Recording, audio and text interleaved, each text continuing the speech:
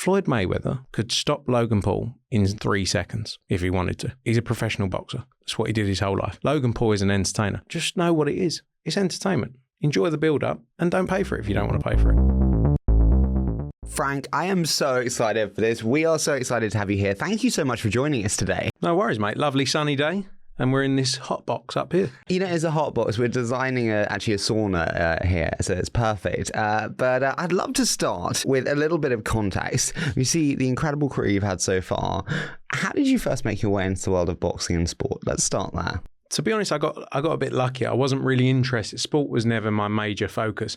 I think I was 14. I met Eddie Hearn at Romford Greyhound track. And my granddad had just died, and I was selling raffle tickets for a charity. And my stepdad said to him, "That's the guy with a Bentley outside." And I think at 14, you know, a lot of people, you're impressionable by money. It's just that's what interests you.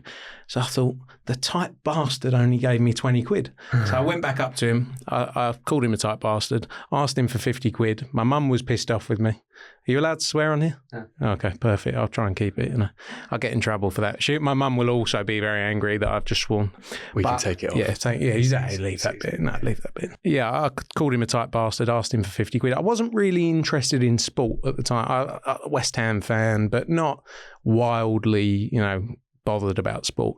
And I think it was just more the fact of he seemed like a cool guy. He was 28, 29 years old, nice car, you know, a bit of cash. And I thought, I'll go and get a job with him. And I always wanted to actually be a stockbroker, because I was from Essex. You know, everyone ends up in Canary Wharf just to follow what everyone else does. In the end, I pestered him for a job. And I remember when I was 14, I'd email him off my mum's email address every day and be like, "Can I come and work for you? Can I come and work for you?" And in the end, he just said, "Come and do some work experience at the poker." And it was in Stratford at 3 Mills Studios. Basically, this poker would run like all day, all night. And I used to just go and make teas and coffees for all the poker players, get them their pizzas. But I was getting paid so much money. I was getting £50 notes off a geezer just to get his laptop from there and put it there. And he was like, "There you go, mate." I was thinking, this is great. Is the whole of life going to be like this?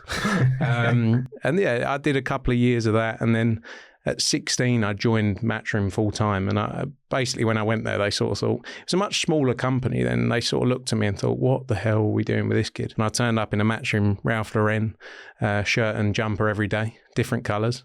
Looked a bit silly, but, you know, the hair was a bit Justin Bieber-esque, but not as cool. And yeah, I started, I was swimming. They used to say, "Just go swimming, mate." Or they used to say, "Just go and learn how to flick poker chips and deal poker cards." That's basically what I did for the first 3 or 4 months. And then as the business sort of grew and I got more involved across all the different sports, but literally, you know, from doing anything from, they used to put me in Barry's office, so Eddie's dad, and I used to sit there and cold call people, selling them darts tickets. And there is nothing more humbling than cold calling people. And you ring them and you go, and you're, bear in mind, I'm 16 years old, and Eddie used to be like, put the phone down. I used to do this hundreds of times a day. And yeah, been there ever since and worked through, you know, so many amazing things and all the different sports we've been involved in. It's been a good journey. Were there many people like you when you started there, or was this like a unique opportunity they gave you at that age? Because that is an unbelievable. They had a child, 16-year-olds from Brentwood. Yeah, loads of us, 50 of us got cut on the first week. Was that underage labour? Actually, some of the things I say, like working all those hours, I would just like to say it was my own choice. It wasn't anyone forced upon me. You can't do anything these days. But it was always a business, because it was smaller back then and a family business. They gave people opportunities. It was the first time they had some random 16-year-old in. You know, normally it was 18, 19 coming out of, you know, sixth form or college or uni, whatever. But it was the first time they'd really given someone my age that opportunity. And I think they were a bit concerned because they were like, what are we going to do with him? And after 3 months of being there, I got a final warning for turning up 2 hours late to filming. And that really set me on my path of let's not ever do that again.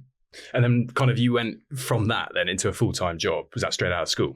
Yeah, straight out of school. I finished school sort of, I guess, when it was July time. I did a couple of months work for my dad. He had a travel agency, and it was September 1st. I remember it because it was 15 years a couple of days ago, and I went full-time.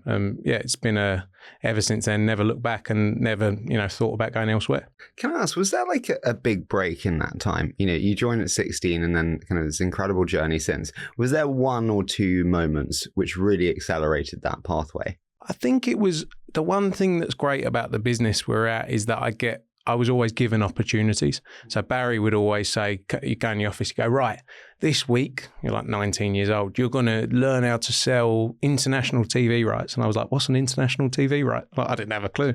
It's never been moments that I'd look at and say, right, that was the point where I got it. It was just constant hard work, you know, from 16 years old, working more hours than, you know, you can imagine. But it's what it takes. And I think that's what some people don't quite grasp these days. I literally gave my life to it, and I'd give my life to it, whether it was making teas or coffee or selling TV rights or wearing the mascot's outfit at Leyton Orient in the office just to make people laugh. So that was, you know, it's always just been moments throughout where I've been given opportunities and sort of run with it. Cass, did you have imposter syndrome when you were told that you were going to sell international TV rights and you were going, what's that? And you'll continue to give them that. Did you have imposter syndrome, and how did you kind of get over it? I think I was so young that it was just like, you just sort of fall into, you just go, okay, let's do it. And then after a few attempts of trying to figure out what it actually means, then you finally get past it. And, you know, it just takes you, I think it's just too many people now get scared at an early opportunity, at being given opportunities to do things rather than just grasp it and go, right, we'll learn how to do it. I do think we're lucky though. Again, it's not a normal business, but we were always given those opportunities, but if you made mistakes, it was never a problem. I'm not saying make continuous mistakes, but it was always like, you learn, just don't do it again. So that's the nice thing about our business. Everything that you get into, it's like, it's all a learning process. So they can't expect you to just go in and know everything anyway. So you're always gonna. I'd like to say I know everything, but you know, obviously not true. Funny, Eddie said that actually before the show. Yeah. That's what he says about me. Yeah. So he thinks he knows everything. Mostly. But then, kind of getting the chief executive job at like a young age within that business, imposter syndrome kind of into that. But that is an unbelievably young age to go and walk into a job that requires quite a significant amount of, I guess, management of people, leadership of the internal team, talent, marketing, operations, comms, etc. How did you manage that? I think because I'd worked through from such a young age, you know, so many people get put into senior positions without any knowledge of a business. You know, you can move from CEO to one business and go and become CEO somewhere else, but have no understanding about the business itself. I did literally everything in boxing. You know, whether that was writing press releases, I wasn't very good at it, but I tried it. You know, so I understand on every level what people go through. Again, I'm not an expert, although he says I am.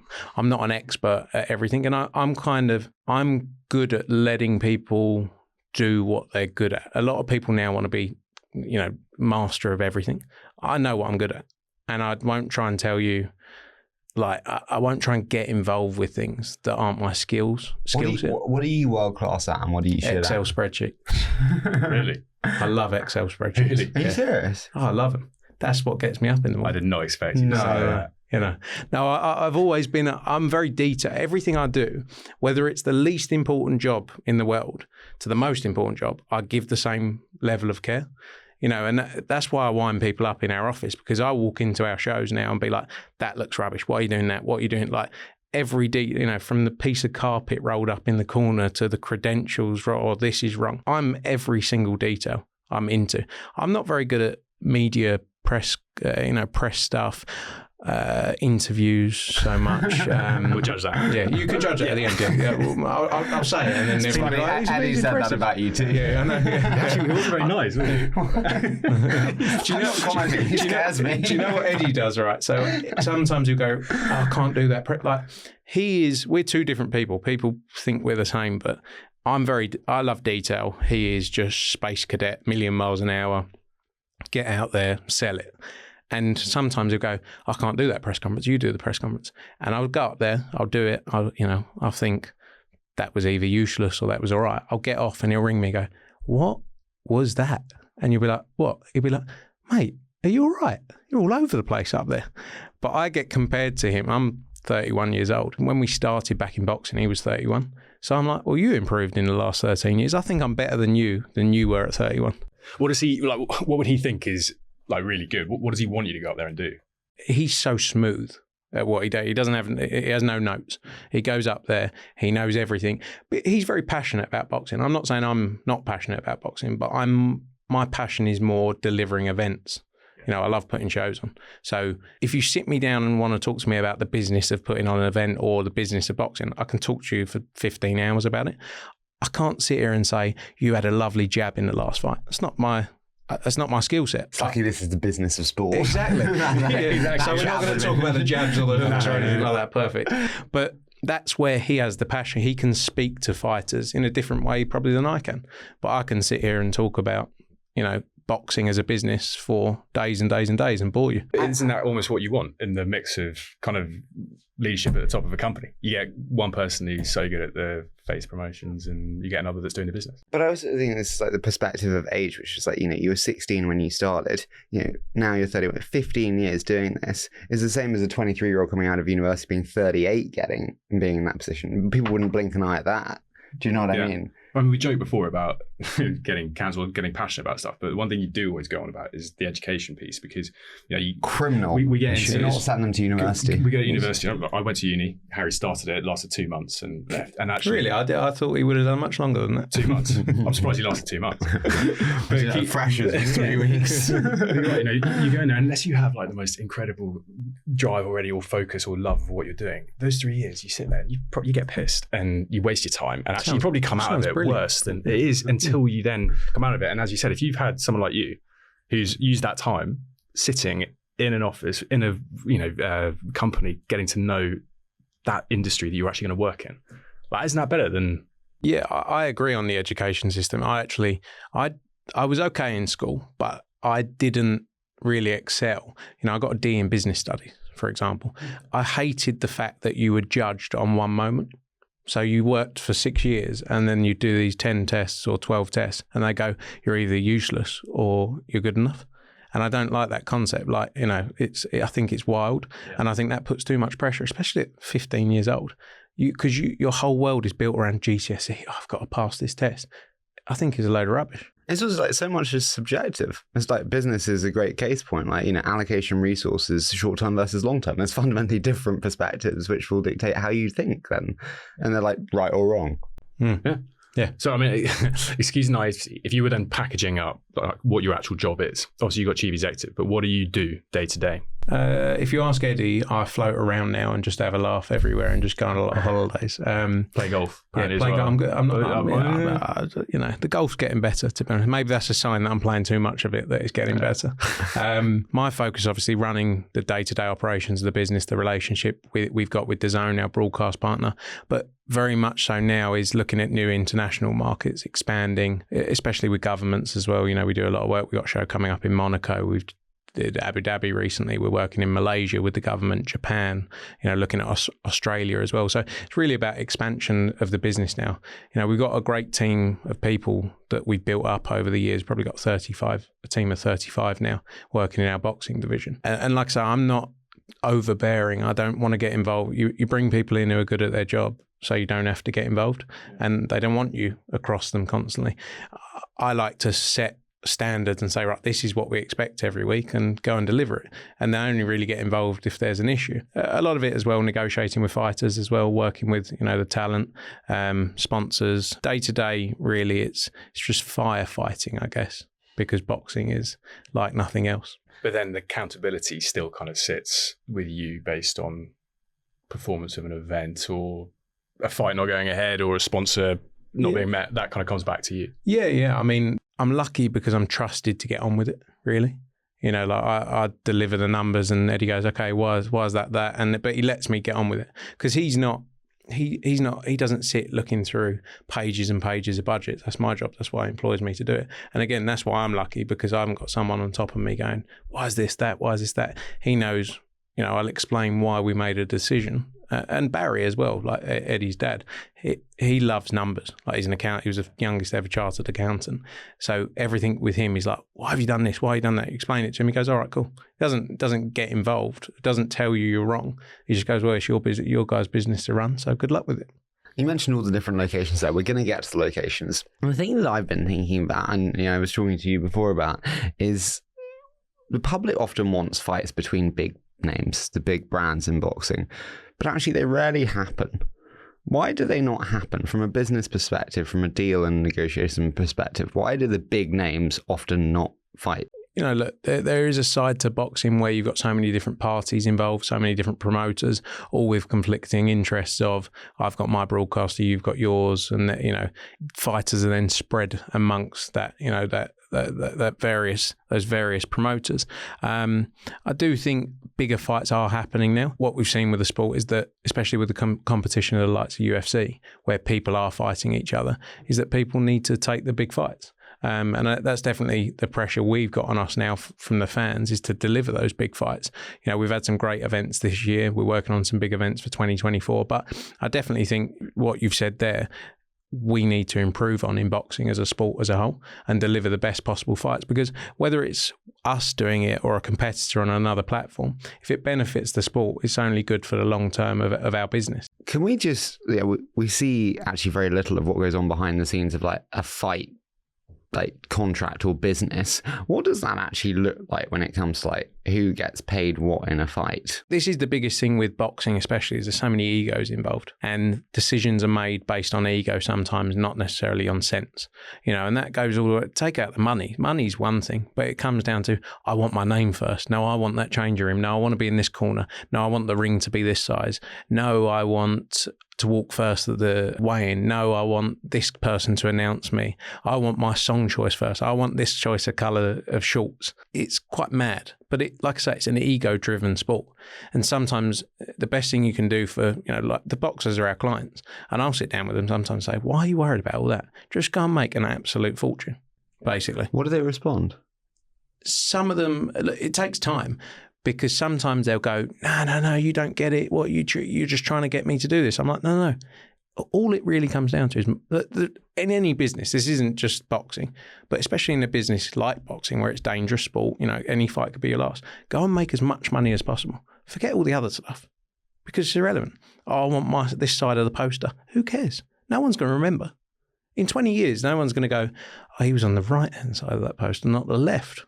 Just go out there and beat them. It reminds me of, Jerry Maguire when he goes, help me, help you. But that is what it's like. Like, I was involved in, heavily involved in trying to make Eubank against Ben the first time around when we made it. That took 2 months, that fight, of back, forth, this, that, the other. When we try and make it again this time, I'm sure hopefully it doesn't take 4 months, but it's such a big fight. But there's so many details that go into it. And like I say, it's managing the ego of people against just trying to deliver the best opportunity. Was that, because you had two parents, I guess, in there as well, making sure that their reputational piece around that wasn't, if it was Eubank first or Ben first, probably did make a difference. Some of that. In the end, we obviously represent Connor. And I, again, same thing. I said to Connor, don't worry about it.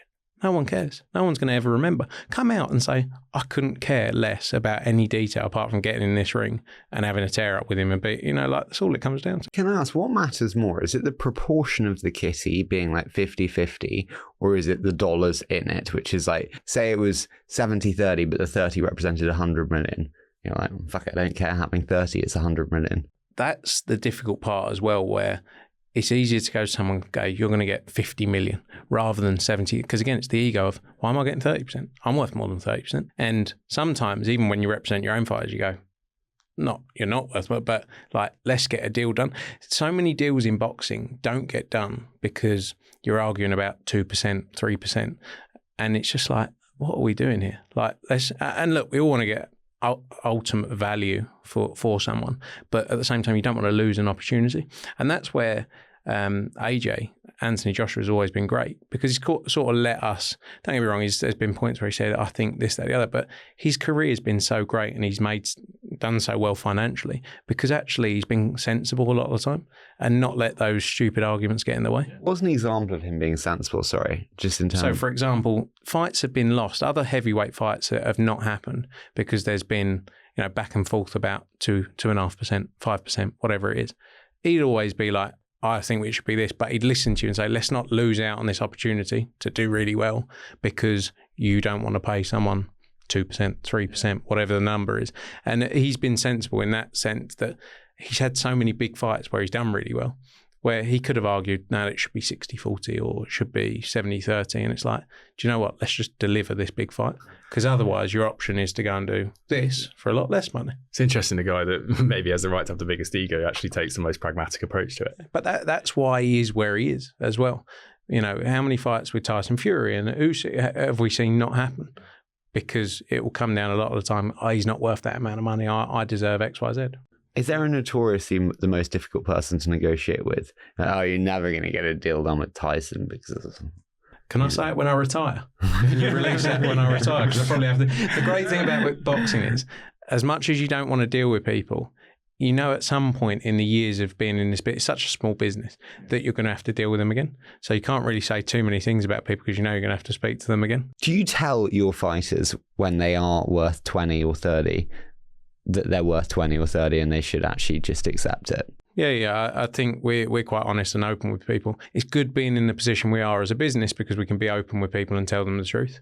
You know, there's so many people not just in boxing, but any business who try and fluff around the situation where it's like, no, do you know what? Let's just get this done. Sometimes telling people the truth doesn't always work out, but 95% of the time in the long run, it will, and they'll appreciate it. Have you done a deal where, you know, consciously maybe it was undersold to you, but you took it because you recognised the exposure was actually worth? Yeah, 100%, 100%. That's the other thing. Sometimes they don't value that side of it. You know, it just comes down to numbers on a piece of paper, where it's actually there's a lot more to it than just that. But yeah, 100% we've done that over the years. What's the biggest kitty you've been involved with?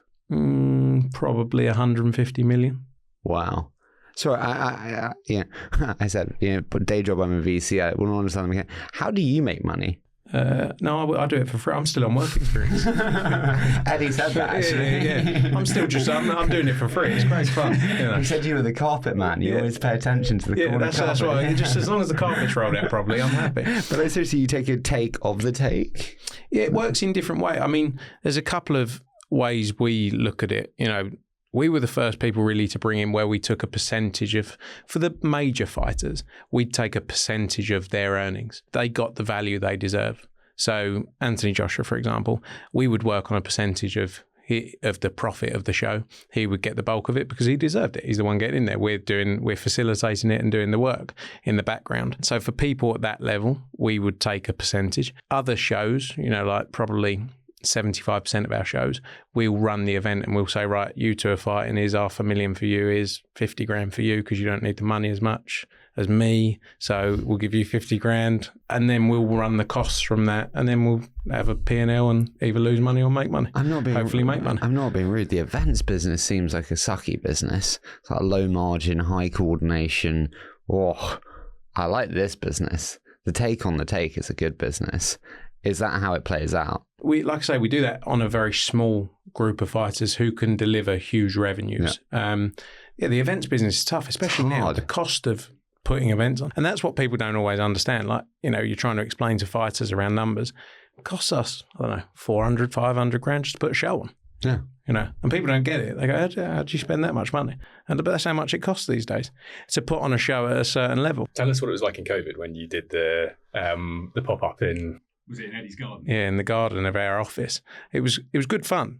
But what's been great about being in the business with Barry is you could always go to him for advice. Here, it's like no one's ever been through anything like this. So you're kind of like, what are we doing here? I remember sitting in the office in beginning of March, I guess it would have been, when, this was all kicking off before the lockdown started.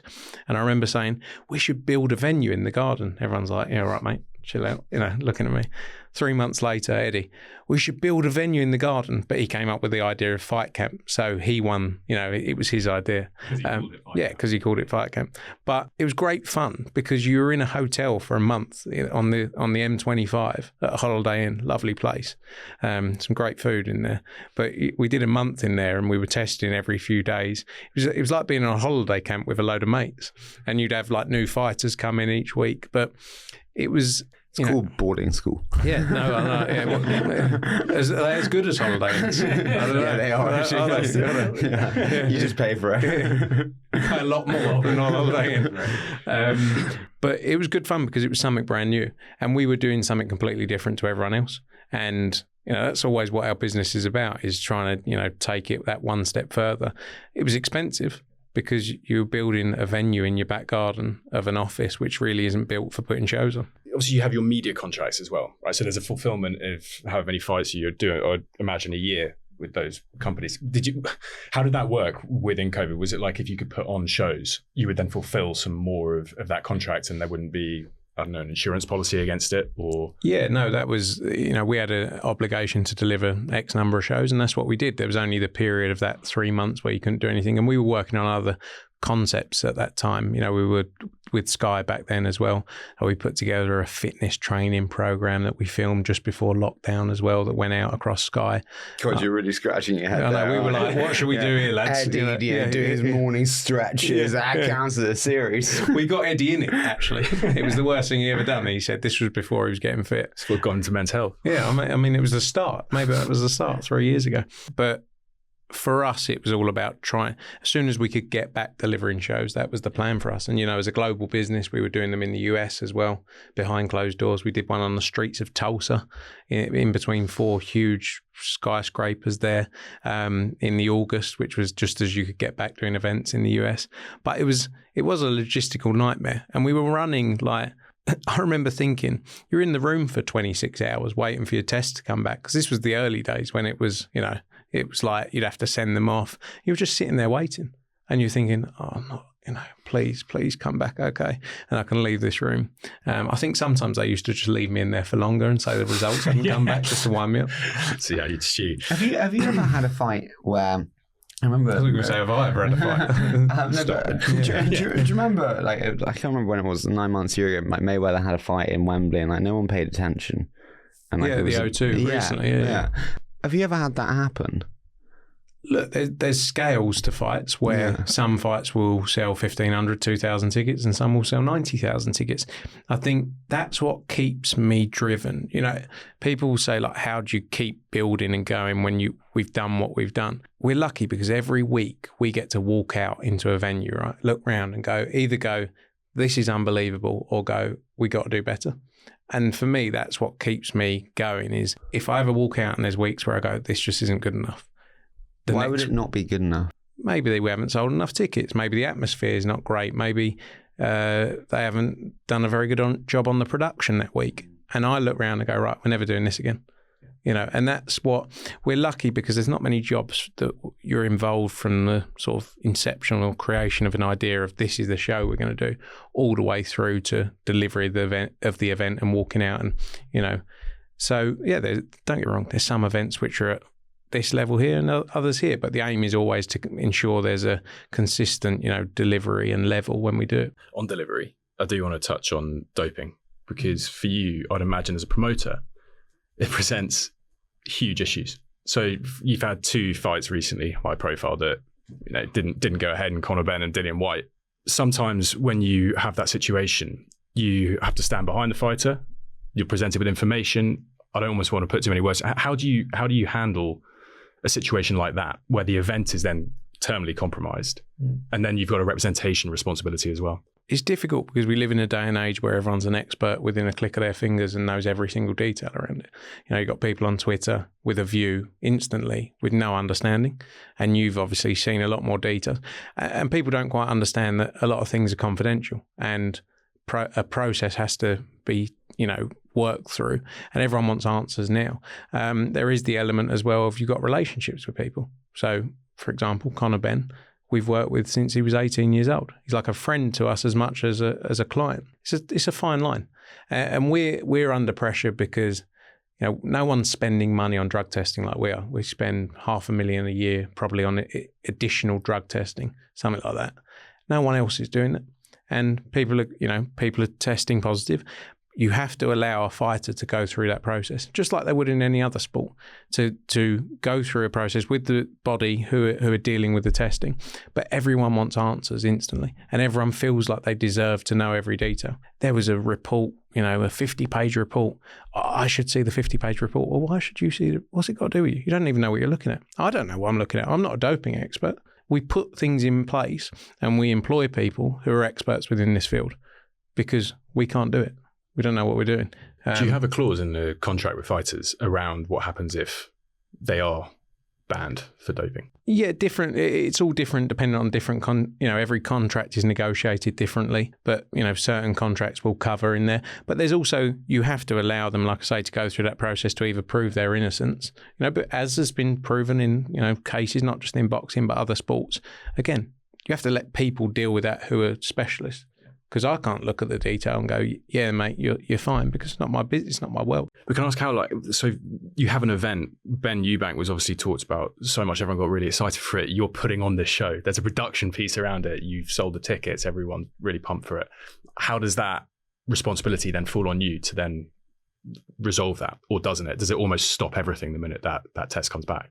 I think it was well publicised around Eubank, Ben. We learnt a lot from that process. It's when you're presented with information, there's a lot of detail there that you have to go through. And again, people wanted us to just go click your fingers and go, right, fixed. But at the end of the day, we made a decision to try and work through things with the relevant governing bodies to make a decision as to what they wanted to do.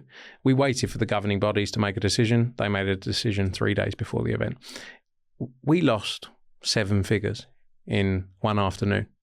Right, I'm not. Other people lost money. People lost money who were getting the hotels, trains, airfares. I appreciate that, but we also lost 7 figures. For us, it wasn't ideal, and at the same time, we also learned a lot in the process. And life's all about learning. People are so quick to judge now without allowing you that opportunity to learn. What do you think you learned?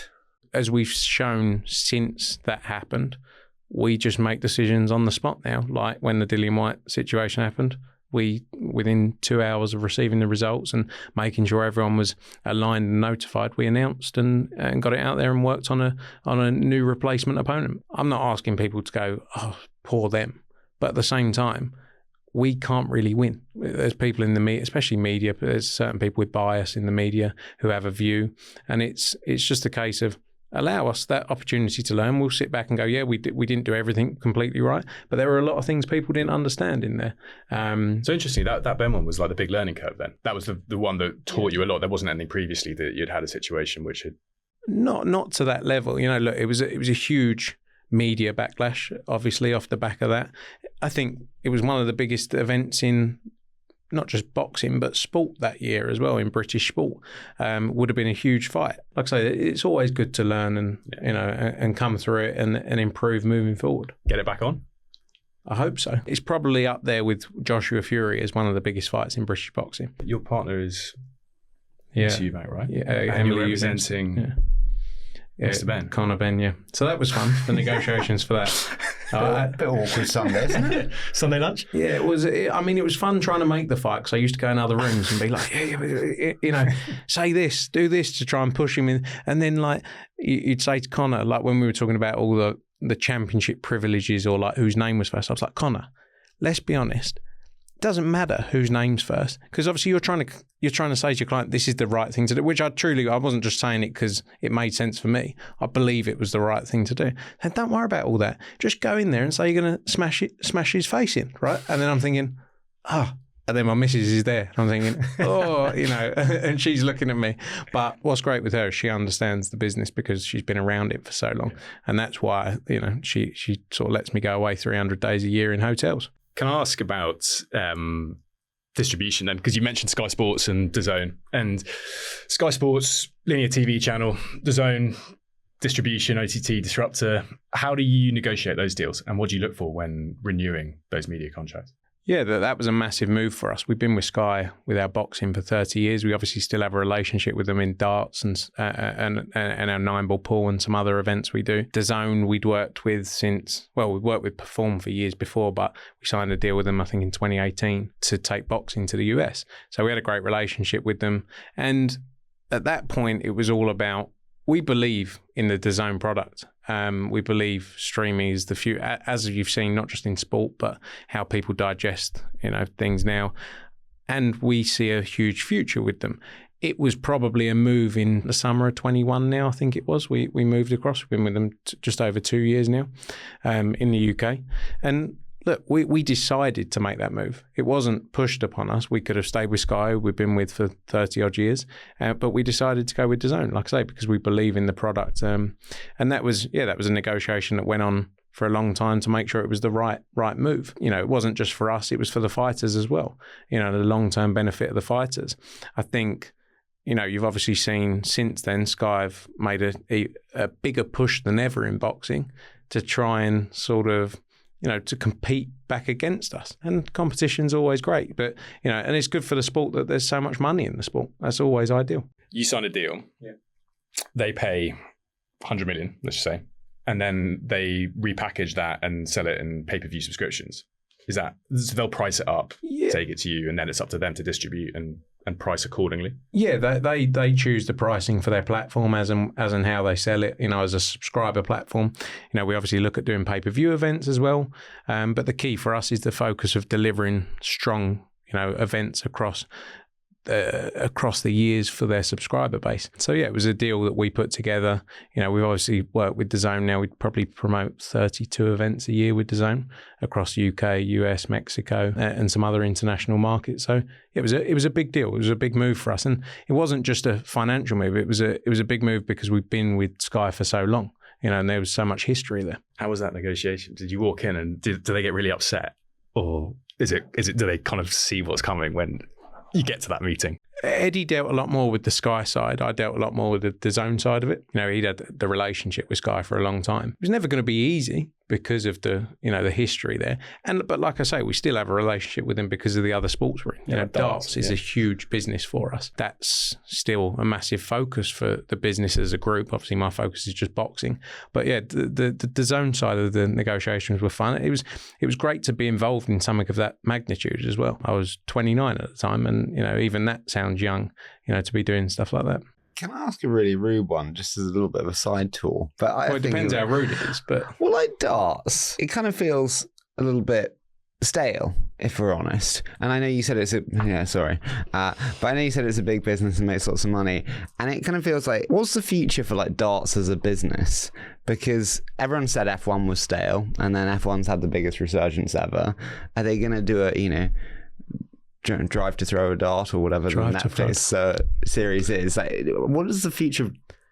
Do you know what I mean? I got to be honest with you. Darts has never been bigger. It's huge. The business of darts is massive. You know, they went on sale with the World Darts Championships, which is at Ali Pali at Christmas. They sold 99% of the tickets within an hour of going on sale. I was on the. Did you have any luck? Queue? No. Okay. Sorry about that. No, but I mean, it's the point. Did the queue work all right? Yeah. We had 3 people on it, but that's the key point. Yeah. Like, genuinely, you were watching it almost like it's a Taylor Swift concert. It's insane, the scale of it. And this is on every event they do. Like, I'm not too involved. I'd love to take the success of darts as my own, but I'm not really. I know a lot about the business, but I'm not too close to it. But everything they're doing now, you know, whether it be in the UK or internationally, is moving at such a pace. You know, like they just did an event in Poland and they sold 11,000 tickets in hours for that. They've never done an event in Poland before. The difference with our darts business is a bit more like the UFC style of a business where you don't know who's playing. Like you're trying to buy tickets for Ali Pali in December. You haven't got a clue who's playing. You're not buying for the player. Don't get me wrong, the players are a huge part of it, but you're buying into the brand of, look at this, I want to be there. That's such a great thing because that's the difference with boxing. You can't quite understand that one, can you? With the darts? No, I stand corrected, but I'm just like, oh. No, but it's because, you know, you buy into the entertainment, right? It's not just a sport now. It's now an experience for these people. The Ali Pali World Darts at Christmas, you know, if you're looking at that alone, it's as much about going out with your mates, having a great time, dressing up, having a laugh, watching some really like engaging sport. It is the way that the guys talk around it. I promise you. The viewing figures for the darts, especially at Ali Pali at Christmas, are second to none. Like after football, I don't think anything comes close to it. It's huge. But I take people to the darts at Christmas. Like I say, one time I try and get along there when we haven't got as many shows. The people I take there, they've never had such a good night out in their life. Yeah, Charlie, you idiot. God, we take him. It'll take, that bit will be deleted. You can come, but that bit will be deleted from this, won't it? You know when I said, don't worry, just put whatever you want in there. There you go. We'll take that one. We're going to be editing up for you knowing. I can't believe that. Yeah. Honestly, Harry, it is really fun. Yeah, and internationally, the growth of darts, you know, in the US as well, it's huge. We did an event at MSG, sold out 3 days in a row in the theatre. It's unbelievable. Going back to the media, because that was a very bad diversion. Yeah. He's like, I wish I never said anything. I wish I never said. I had one really important question. Why did I do that? But one thing I am fascinated by is, there's kind of, the core publishers, and then there's your TikToks of the world. How does TikTok and social impact the business, do you think? I think it's been massive for the business. I think one thing that's crazy about boxing and combat sports in general, I think it's the second most talked about sport on social media, which in many ways is great that everyone can have an opinion, but in other ways it's quite scary that everyone can have an opinion on something they don't understand. Like social media has been huge for our business. It's been a huge growth factor, for Eddie's profile as well, especially the TikTok side of it. He's like a social media king. He's a meme, isn't he? Yeah. I think people recognise him for that, and they're like, "You're that social media geezer that does the memes." He's like, "No, I'm a boxing promoter, but yeah, okay." And it's taken him to a new audience as well, like a much younger audience, which is good. It's good for the sport, but. Yeah, I think it's been brilliant for us. The other huge thing in boxing especially is this, sort of journalists who come up to you with a phone and they become a journalist and they've got a YouTube channel within seconds of just going bang like that, and they got 100,000 views. And there's loads of them, especially in boxing. But all of it's beneficial. I'd say the only thing with social media, like I say, is you give people opinions who don't actually know what they're talking about. And there's a pressure on you then to... Yeah, because people are expert. It's a bit like Simon Jordan. Simon Jordan, the TalkSport radio presenter. I've seen him and Eddie go at it. Yeah, he hates me. He calls me the T-boy. Does he? Yeah, he doesn't like... I don't know what I did to Simon Jordan. I think he's quite a nice bloke, lovely hairline. But he speaks like he is the all-seeing, knows every detail about boxing. He finds out one little bit of information, but speaks so well. Like he speaks much better than me, and he makes people believe what he's saying. But it's quite scary because you got this guy who's preaching to the nation of, especially sporting fans, and they're all like, "That's Simon Jordan, legend." Doesn't know what he's talking about. But you give people these platforms now, and that's what social media does. It gives people platforms who just don't know what they're talking about. How do you guys talk about that internally? Of how to handle that kind of pressure? Is that something we just laugh, really. We one thing about us, we don't take anything too seriously from that side of things. Everything's a bit of fun and games with us, because in boxing you have to just be able to just sweep it off your shoulder and go, right, on to the next thing. Look, we're very serious when it comes to us doing our business, but when it comes to people talking rubbish, it's like we'll come back at you much harder because it's a game, really. Yeah. And that's the thing about boxing. So you chat shit? Like you'll go for we're just wind-ups. Yeah. I'm quite sarcastic, like dry and sarcastic. I laugh at everything. Like all the Frank Warren, for example, he's a 75-year-old boxing promoter. He's Tyson Fury's, right? Yeah, and he's been calling me a T-boy recently. He goes, "What's his name?" I'm like, "Well, I got the same name as you, mate, so it's not hard to work out what my name is." But I go, if I'm 70 years old, still involved in boxing, and talking about a fat 30-year-old from Romford, I've done something completely wrong in my life. I don't want to be anywhere near... I don't want to be doing interviews with people at 70 years old, talking about some new boxing promoter. I love the fact he's talking about me. He's done a lot of things in the sport. He's a hero of boxing. What do you think about Tyson Fury's new Netflix show? Brilliant. Huh? I think he's unbelievable. Huh? But that's what he is. He's a huge character, isn't he? And that's why people love him. So, yeah, I think it's great. And again, it hits a new audience, and brings another audience in. And all these things are beneficial for the sport, whether it adds 1% or 10%, whatever the number is. I think it's beneficial. I was going to hold off a bit, but I think we can jump across because it's a good time to do it. When you look at the rise of the influencer type boxing now, and I guess, I don't even want to call it influencer, but should we say non-professional boxing? Because I think you can either look at it two ways. One is that it compromises the integrity of professional boxing. The other is it boosts the entertainment product that is boxing, because people are talking about boxing or using boxing to settle whatever dispute Zuckerberg and Musk have. How do you look at that from like a business perspective? Is it opportunity, or is there like we have to protect professional boxing, but we want to like develop a new product? Yeah, I think it's two. You have to treat it as two completely separate things. And the thing that amazes me is people get so wound up about it. It's like, don't watch it. Like you don't watch it. Don't look at it. Because if you don't look at it, it doesn't exist. It's like, I'm not interested in a lot of things. I just don't look at it. So it doesn't bother me. People get so wound up about it. Again, it comes back to the thing about boxing fans. They get so wound up about things. It's like, just focus on what you like. And I actually think long term, and this is very long term, this is maybe 10, 15 years, it's beneficial for the sport, because if 10% of that fan base of influencer or whatever you want to call it, boxing, then go into a boxing gym, start training, and then build a love of the sport, that's only beneficial. But people get so wound up about it because they're like, it's my sport. It's like, that's not your sport. Like, but don't worry about it. And it can only be good for getting, a younger generation into the gym, which we feel, especially from a community-led initiative, that more people in boxing gyms is a great thing. So yeah, I'm good with it. I think you treat it as two separate things. So when you see Tommy Fury, Logan Paul, you don't think it's bastardizing boxing? No, I think, again, it comes back to the thing of it is what it is. It's entertainment. The build-up is going to be much better than the fight. And the reality of it is a bit like Mayweather, Logan Paul is probably a better example. Floyd Mayweather could stop Logan Paul in 3 seconds if he wanted to. He's a professional boxer. Like, that's what he did his whole life. Logan Paul is an entertainer. Like, I think what Logan Paul's done, amazing.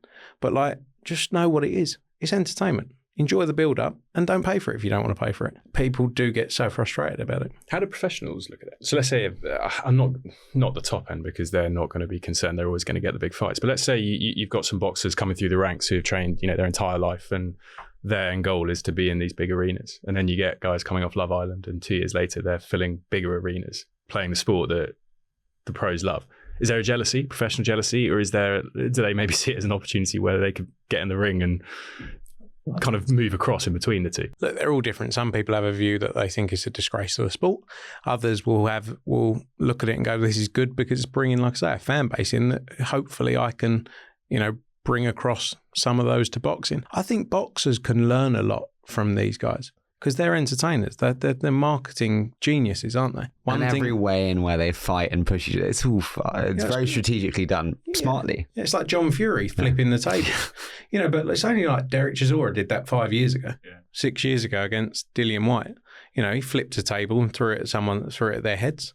So it's no different. The one thing about boxing is you can be the best boxer in the world, but have no personality or character, and you're going to be there's going to be a limit of where you get to. And I always look at, there's a guy called Andre Ward in America. He was one of the best fighters we've seen in recent times, but he didn't really want to build, he was never bothered about building his profile. So there was always a cap as to what his value was. And I think that's where fighters, and that's where, like Chris Eubank Sr., my father-in-law, we have different views on the business of boxing. But one thing I will always say is, if he was around now, can you imagine what a superstar he would be with the character he is or was then? It would just be unrivaled. And that's what fighters can learn a lot from. You don't have to necessarily create something that isn't real, but there's always a market out there for something. So what are you interested in? You're interested in fishing? There's a huge group of fishermen, anglers who might then come and watch a fight. You just have to tell the story. But too many of them don't. Do you adapt your business for this new fighter? When you look at the amazing fighters you have who are professionals, do you go, okay, well, we absolutely need them and they're a core part of it, but there's also this new segment, which is your KSIs, your Logan Pauls. We need to create a product for them. Is that how you think about it internally? We were involved in the sort of earlier days of that influencer world. We did the second Logan Paul KSI fight in LA. Numbers were huge. We did Jake Paul's professional debut in Miami in 2019 around the Super Bowl. And then I think we made a decision to move away from it because, probably, really what we should have done was set up a separate business to do it. And we never did. And, maybe it's one of those things you look back in years to come and go, why did you walk away? They were huge fights. Because I think the focus of our business was we got to just keep focused on professional boxing. And people, whether it was the right decision or not, fans were so frustrated by this influencer boxing that it could have maybe harmed our business, our core business. Again, maybe in 10 years we'll look back and go, crazy, should have kept on doing that. But we believe there will always be a huge market for boxing and the big fights. Yeah, because this ultimately, we're talking about bringing new people into the sport. And if they're coming into the sport, then hopefully they go to the professional end as well as watching, for sure, the influences. So that, you create a new company now. I was going to say, I've only got an exclusive partnership with a company called Misfits, which is KSI, Mams Taylor, who's KSI's manager, and the Callis Howland and Wasserman Boxing have come together, and they're doing the Tommy Fury fight on October 14th, which is on DAZN. Like I say, I'll probably go there. The entertainment's great. And I actually think influencer boxing is better than an influencer against a professional boxer, because the truth is, a professional boxer 99% of the time can just do what they want to you within seconds. Two donkeys having a fight, or two, influencers who train like for 8-12 weeks, it's much more on a level. Any two people having a fight, if we're the same level, for example, I think you'd knock me out within seconds if you wanted to, but it could be quite entertaining. But you getting in there with Floyd Mayweather would be the most boring thing we'd ever watch in our life. The best thing about sports is competition, right? If the outcome's already determined, no one really gives a shit. Exactly. What fight would you love to see that you haven't seen yet on the influencer side? I would love to see, I guess, KSI against Jake Paul. I think that's a massive fight. That's when that happens, it's going to be huge. I think so. KSI is obviously fighting Tommy Fury. Be interesting to see the result of that, but massive fight. Is Tommy Fury an influencer or is he a professional? He probably is now. Like, he was a professional boxer. He still is a professional boxer but he's much more focused on influencer boxing now than anything else. His last fight was against Jake Paul. His next fight is against KSI. But respect to him, he's making a fortune. Yeah. He's going to make a fortune out of it. Fair play. Yeah. When we say fortune, how much do they make a fight? Significant money. I'd get in trouble if I said it, I think. Millions. He should do influencer boxing. Yeah. Well, when that was kind of my point. He'd never probably make in his career. What in professional boxing, what he'd make in one night, one of these influencer fights. That's kind of what I meant by how the boxers perceive it. When, let's say, you're a middle of the road, well, if they ever know they're a middle of the road boxer, but you then think, okay, I could build a bit of a personality here. I'm really good at boxing, and Tommy Fury is clearly really good at boxing, but he's just built a profile around himself. There's a limit as to where Tommy probably could get to in professional boxing, and that bar probably isn't too hot. Like, isn't probably where he maybe wanted to get to. So if you can go and get paid a fortune to go and fight these people, do it. I'd do it. It's a bit like the Tyson Fury against Francis Ngannou situation. Tyson Fury is the best boxer, one of the best pound for pound boxers in the world, and he's the best heavyweight, current day heavyweight. He can go in there against Francis Ngannou, who's never had a professional boxing fight, and probably, not saying beat him easy because he's a tough guy, but just like if Tyson got in a UFC cage, Francis would do things to Tyson. It's what they're good at. But you have to say, he's going to make an absolute fortune to fight someone who's never had a boxing fight before. Fair play to him. Good luck. It's going to be a massive event. But in terms of competition, no, it's not going to be the most competitive fight in the world. Why does Francis Ngannou do it? Because he's getting paid a load of money. So it's like, all right, I'm going to get my head kicked in, but I'll get 10 million for it. He's used to getting it. I mean, I think in UFC, they're just like, it's such a brutal sport, isn't it? And I think it was his opportunity just to get paid. What would the take be on that, like split? I mean, it's quite openly spoken about the UFC, and I think the fighters get about 20% of the revenue in UFC, which is, people say quite low, and is very low compared to boxing. I think the one thing you have to say about the UFC is they've built that brand and that business into such a scale, again, that they go on sale with events. It doesn't matter who's fighting. They break records, whether it's in Paris, whether it's in Abu Dhabi, and they announce the card after going on sale. They've done amazing things for UFC, or MMA, as a sport. They've invested heavily to get to that point. But I understand people say as well about, like, if I'm bringing in all this revenue, I deserve more of it. I get that as well. A lot of the fighters will be benefiting off the back of the work UFC have done. There's cases with the likes of Conor McGregor and Guy where it's where it is different, where you built such a stardom. Like, Conor McGregor could go and have a fight tomorrow and break all sorts of records in his own cage and call it Conor McGregor. Conor McGregor's MMA, or whatever you want to call it. He'll break all sorts of records.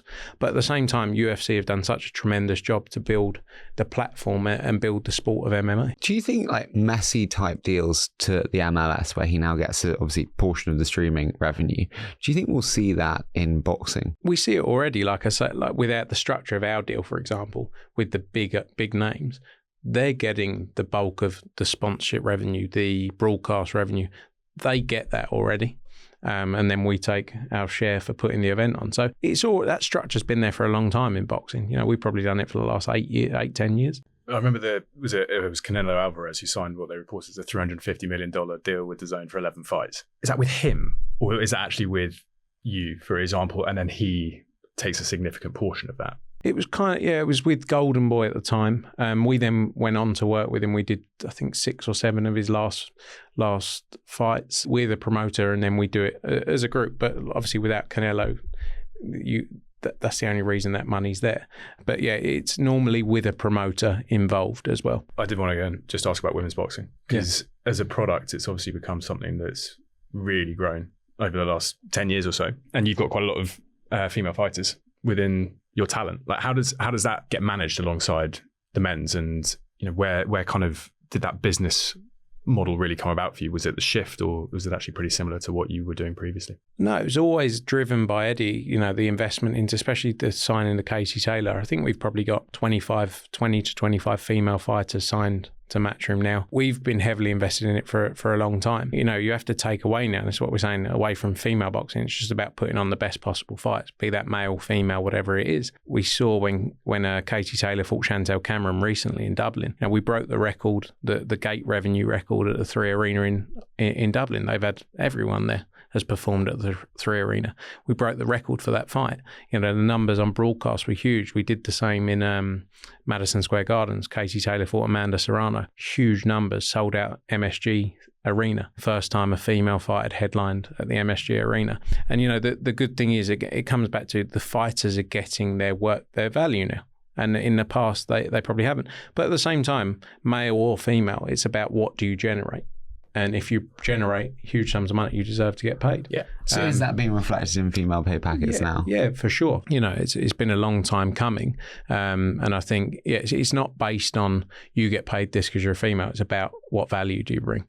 And I think that's important. Again, male or female. Yeah. I mean, but that transcends sport, right? And you look at how there's so much discussion around equal pay for certain things, and it does come down to a product. And if people are buying the product, then they're going to get more money. You're going to get more money for it.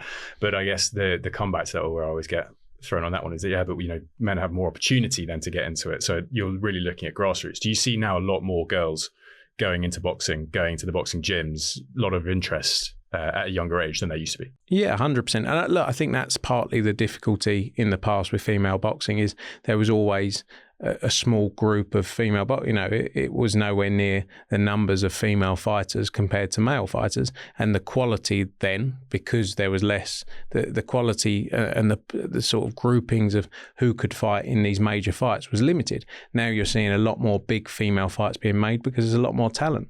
And that's only going to improve over the years because, as you say, more fighters on a grassroots level get involved in the sport, and, you know, that's only going to make it bigger and bigger, which is great to see. You said about kind of the event is what matters, and it's about putting on the show and the entertainment. The thing that's striking is kind of the locations that we see these fights, you know, kind of created in. Saudi is a common one now. How do we think about location for fights first? Like, who sets that? Who decides? Is it you and Eddie doing a map, throwing a dart? As easy as that. Yeah. No, I think no one else is watching the darts, apparently. that's a sentence you could just clip out. Oh, right. What did Frank say in that interview? We also can't reference the darts because we've taken it out. Yeah, you're going to have to take that out again. Look, there's obviously been a huge increase especially across the Middle East, Saudi, as you say. Boxing's a dangerous sport, and I think people will question, why do some fights go to Saudi?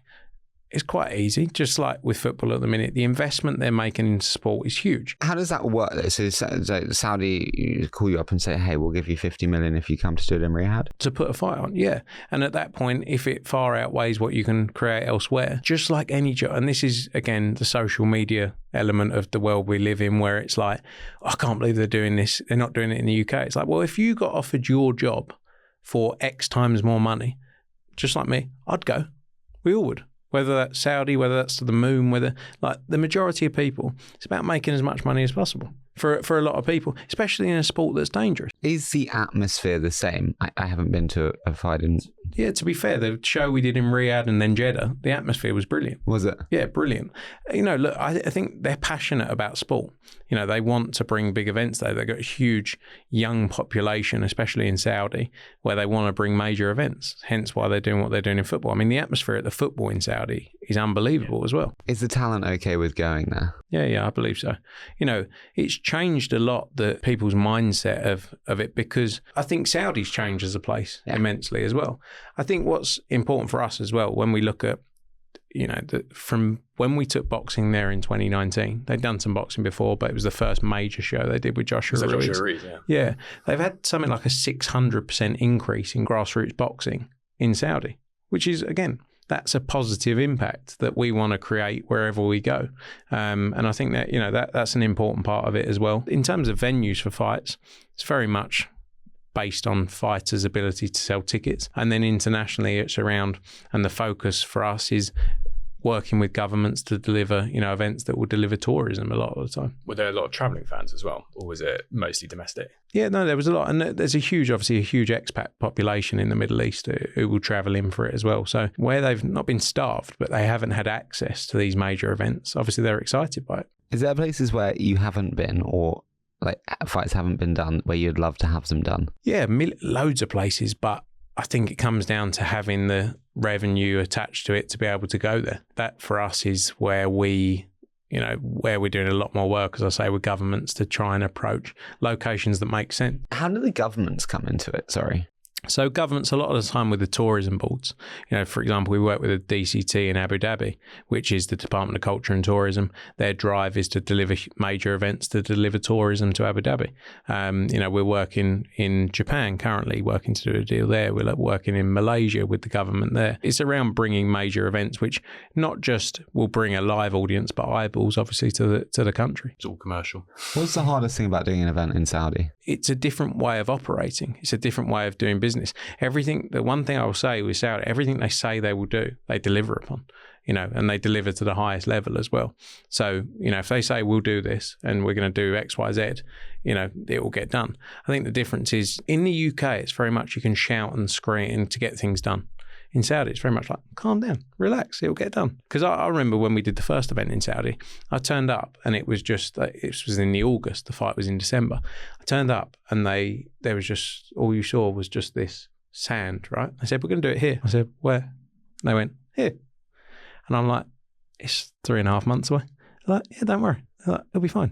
And I kept going back week after week. So I did about 30 trips out to Riyadh, and I kept going back. And I remember getting on the plane after the first time, and Eddie rang me. He said, how was it? And I went, yeah, I went, I don't see how this is happening. And every week I go back and I think, oh my goodness. But what they did and what they created and built is quite amazing within that time frame. So future of the sport, like if you're looking ahead, do you think a lot of that's going to be taking it to new places as much as it is creating new products? Yeah, for sure. I think delivering major events in new territories for us, obviously keeping the quality and keep building the level of fights we can deliver in the markets we got, but then, you know, extend into those new territories where we can deliver the best possible opportunities to fighters as well. You know, with the money involved with government, you know, funding around events that drive tourism, it means that fighters, you know, get paid what they deserve. And that's our job at the end of the day, is to deliver the best possible opportunities for them. What's the best venue? What's your favourite?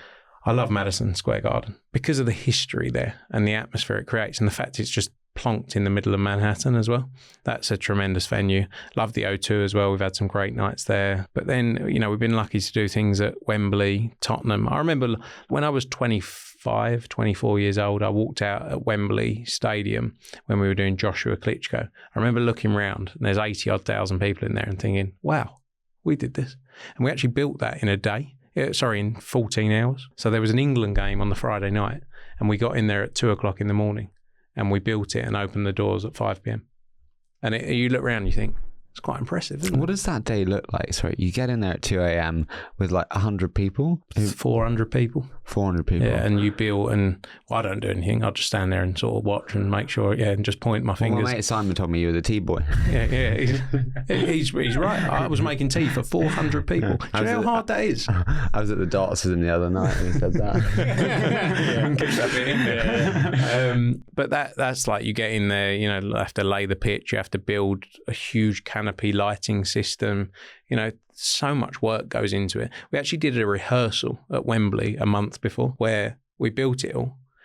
It got done, looked at it for about 2 minutes and went, all right, take it back down.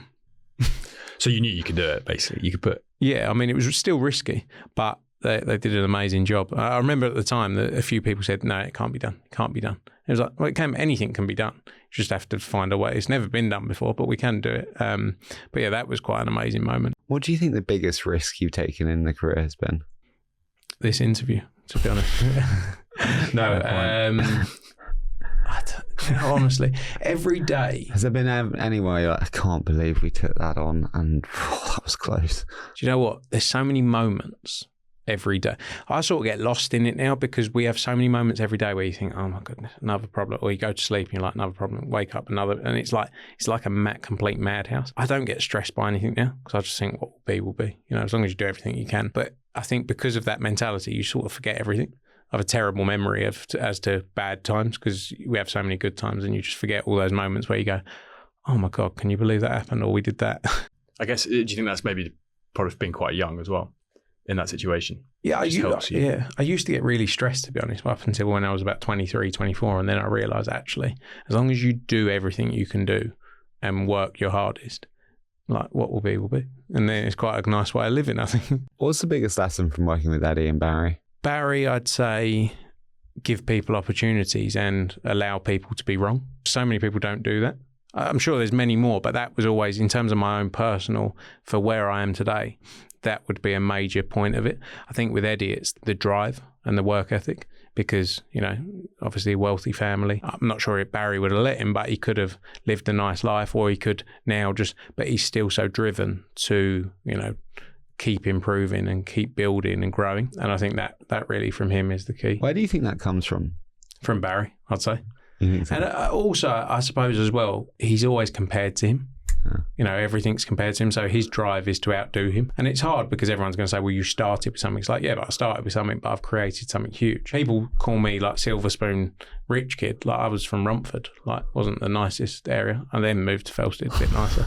But I think that's always been Eddie's drive. He's then installed that into everyone. And look, it's nice because it's still a family business. And as big as we are, huge operation now, there's still that family feel. What's the drive of the business? Just keep building and grow and don't get complacent. We used to get letters from Barry every year, like your Christmas bonus. And at the end of every letter, it would say, don't get complacent every year. And that's always been the mentality and it's always been pushed through. It's nice that, like I say, as big as it is, it's still a family feel. And you can walk into Baz's office and sit down with like anyone, like at any level of the company can walk in and be like, hello, sir, you're right. And he'll just have a chat. He retired, I think a year or two ago now and became sort of president. And he comes in the office and like sees everyone. He loves it still. I think when he looks at it, he created a business 40 years ago and he looks at it now and can't quite believe the scale it is and the size it is. And now the drive is keep taking that forward. And look, a lot of the time that comes down to money in business where it's like, right, these are your targets. And I look at them and go, okay, good luck. Let's go and try and do it.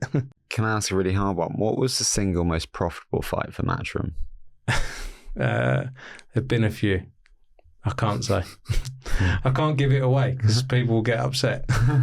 People will go, well, I made all the money for you. So I'll tell you separately. What's your favourite fight? There's a couple. Frotch Groves 2, which was the rematch. Obviously, we did it in Manchester and then went to Wembley, and that was 80,000 in that stadium. I mean, that was at the early stages of the business. Not, it was 10 years ago, but early stages in terms of where we'd come from. And that was a moment where we looked around and went, we could be on to something here. Joshua Klitschko, as I said before, Joshua Ruiz in MSG, although the result didn't go the way, I think it's a moment in history where you're going to look back on like other big fights from 50 years ago. In 50 years, you'll look back and go, do you remember being at MSG when AJ got stopped and everyone was so shocked by it, But like I say, we're so lucky we do so many things day in, day out that, they all sort of merge into one. What do you do away from boxing? Nothing. We do close to 40 events a year, I'd say.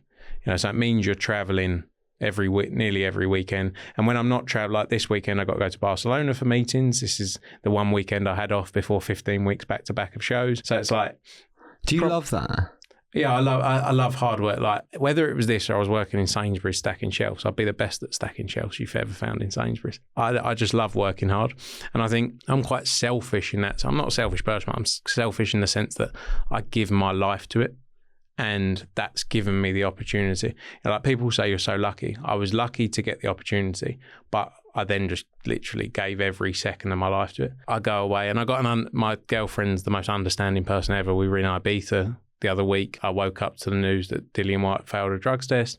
And then basically I spent 8 hours she made me go to a beach because she thought at least if you're unhappy, you can be unhappy at a beach. I spent 8 hours on the phone there. We went for dinner. I spent an hour and a half outside. She just stayed in there on her own. Like, she's the most understanding person, but she realises if I wasn't doing that, I wouldn't be happy anyway. And I don't want to do it forever either. That's why I've worked so hard since I was 16, because I'd quite like to, at 50, be on a beach putting some sunbeds out in Bali. Do you really think you would? No, but I like... I always say the same. Yeah. And everyone's like, yeah, but everything you've just said about being the best, loving work, being the best at whatever you do, what you're going to one day be like, finish line, good. I still want to work, but I want to be, like I say, on a beach in Bali, putting sunbeds out at like a rate of knots. And, I will still work, but I'll just do something that's a bit more, what's the worst that could happen? A sunbed breaks? Where we've dealt with so many high pressure moments over the years, I just want something where, again, maybe I'll be 50 and I'll still be doing interviews, talking about some 25-year-old boxing promoter. Hopefully not. But boxing makes people so bitter, who have been in it so long. I just don't want to be that person. But, maybe it's still in sport. Maybe it's in some other area of sport. Who knows? But I don't look too far ahead. I just enjoy the times. Is it fire around? Well, we're kind of in it, aren't we? Okay. Fine. I'm more of the business guy. He's the sports guy. That's what I say. Yeah. It works well. Makes sense. Perfect. He likes to be the person. He likes to be the Eddie as well. So still the limelight. So none of my investors are like, shh. Quick fire round now. What excites you most today? In sport or business or? In business. Just to keep building and try and hit some targets, to be honest. I know Excel spreadsheets. Hitting numbers on my Excel spreadsheet. That's what really gets me up in the morning. I know you're surprised by that answer, but that's the truth. Something goes green and that's... Yeah, and you're like, yes, done it. And then it goes red and you're like, oh no, God, what are we going to do here? For me, it's just about keep building and keep growing. International growth for me. A lot of the time I'll get the thing of, well, you didn't do that. I quite like going and creating my own opportunities and building things and actually delivering them. So for me, that's the real focus for me now. What have you found most challenging about being a young CEO? People not always taking you seriously. I think over time, at any age, once you prove to someone, you could be 50 and useless, and I think once people realise, then once you start showing people actually, you know what you're doing, you know what you're talking about, they quite quickly change their tune. And for me, that was the hardest thing, was 25 sitting in meetings and people going, do you need to go and check that with someone? And you'd be, no. Do you give a shit? No, not at all. No, I don't really care about anything. As in, like anything, I just, everything sort of, it just goes over your head. Because I understand why people would think it. I completely get it. But it's quite fun to be able to just sit there and go, no, I've made that decision. It's fine. What was the most lavish purchase you've made? Watches. Yeah. Or my car. I like watches and I like cars. What car have you got? A G-Wagon. But I would like to say, actually, from a business perspective, I've made money on it. Why did you buy a G-Wagon? Because I wanted to be like everyone around here, just look like everyone around here, and But do you not see that they're the most impractical car? Like, you're driving around like Belgravia or like the flat streets of like Romford, and you're like, I've got this like army vehicle. Oh, it's unbelievable. Yeah. I don't drive it. I'm never there. My girlfriend does. She loves it. Does she like it? Yeah, she drives it around Brighton. She's got a camouflage green G-Wagon. She can't even see it. She cares you that. Who's the most famous person you've met outside of boxing? Jay-Z, 50 Cent, Ed Sheeran. So many mad people. The lucky thing is I don't get starstruck. Boxing's got this power to bring in the most famous people in the world.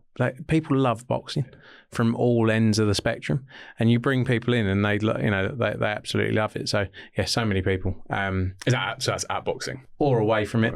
We went to Ed Sheeran's concert the other day. That was quite fun. Sat with him backstage. I've started a journal now, not a journal, but this app called Day One, where I add a picture every day and put like 5 or 6 things in there, because so many mad things happen that I just think you get so used to it that you just you think you forget about it. But actually it's quite cool. And when I write my book, when I'm 85, sitting on the beach in Bali, me and you running our beach club in Bali. Throwing darts. Yeah, it's throwing darts. And the beach club's losing about 300 grand a year. And we're just like, oh, this is great, isn't it? Yeah.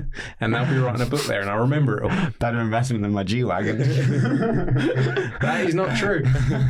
Buy off the Patex, you said. Final one. 10 years time, we do this interview. Where are you then? I got asked this the other day around where do you see yourself going? And I think I don't look too far ahead, But in 10 years' time, probably still at Matchroom, doing, hopefully, and we're a business that, is making a couple of $100 million a year, and I do less work because we employ loads of people and you can be nice and relaxed. Or maybe just doing more media. No work, but just doing loads of media, pretending I know what I'm talking about. So you'll be Eddie. Yeah, perfect. That's what I said to him. I said, that's all you do these days. So he's getting touchy about me now doing more media. He's like, all I see you doing is podcasts, interviews and things like that. So he's probably upset that someone might be taking his position. Tell him to get back in the gym and get a six-pack. I know, that's the focus now. Maybe, look, in 10 years' time, he'll be a GQ model for the older range, the 50s, and I'll be here with you boys. Listen, Brilliant. Thank you so much for this. This has been so much fun. Appreciate you having me on. Thanks.